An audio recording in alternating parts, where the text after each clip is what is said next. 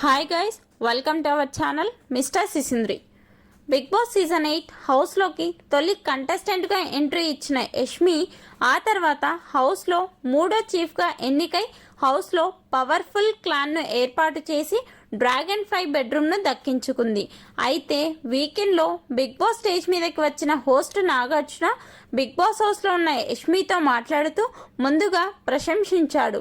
చీఫ్గా ఎన్నిక అయ్యావు, ఆ తర్వాత సరైన సభ్యుల్ని సెలెక్ట్ చేసుకొని క్లాన్ను నిర్మించుకొని చివరికి అతి పెద్ద క్లాన్ను రెడీ చేసుకున్నావు. కంగ్రాట్స్ యష్మి అని చెప్తే యష్మి చాలా హ్యాపీగా ఫీల్ అయ్యింది. ఆ తర్వాత నా విజయంలో నా టీం సభ్యులు కూడా భాగమే అంటూ టీం మెంబర్స్కి విజయంలో భాగం కల్పించింది.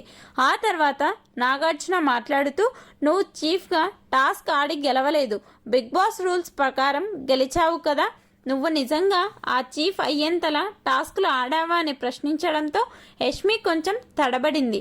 అది నా లక్తో వచ్చింది అంటూ చెప్పింది. దీనితో నాగార్జున నిన్ను నిఖిల్, నైనిక చీఫ్గా ఎన్నుకున్నారు.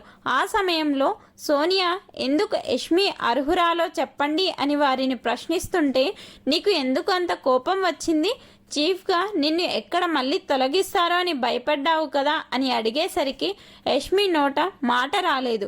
ఆ సంగతి పక్కన పెడితే నామినేషన్స్లో నీ ఫ్రెండ్ అని ప్రేరణను నామినేట్ అవ్వకుండా కాపాడుకున్నావు కదా, అందుకే ప్రేరణను నామినేట్ చేయగానే నువ్వే ముందు వచ్చి ప్రేరణను కాకుండా మరొకరిని నామినేట్ చేస్తూ వచ్చావు అని అంటే లేదు సార్, నేను రీజన్ చూసే నామినేట్ చేశాను అని వాదించడంతో ఆపు యష్మి, నీ కథలు అన్నీ చూసామంటూ ఫైర్ అయ్యాడు.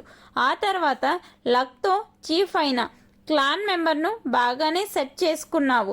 మణికంఠని ఎందుకు మోసం చేశావు అంటే నేనేం మోసం చేశాను సార్ అని ప్రశ్నించడంతో మణికంఠ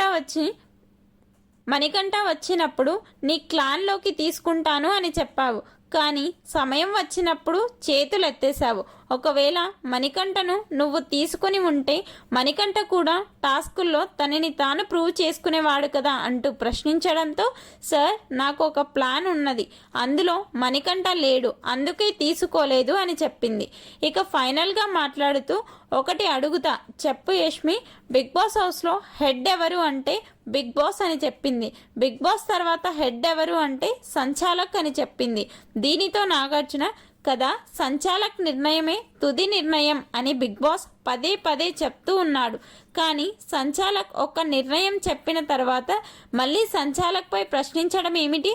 నిఖిల్తో గొడవపై వివరణ అడిగాడు నాగార్జున. మొత్తంగా తొలి వారమే కన్నడ భామ యష్మిని ఏకి పారేశాడు అని చెప్పవచ్చు. నాగార్జున యష్మిపై చేసిన కమెంట్స్పై మీ అభిప్రాయాన్ని కమెంట్స్ రూపంలో తెలపండి. Please subscribe our channel mister సిసింద్రి.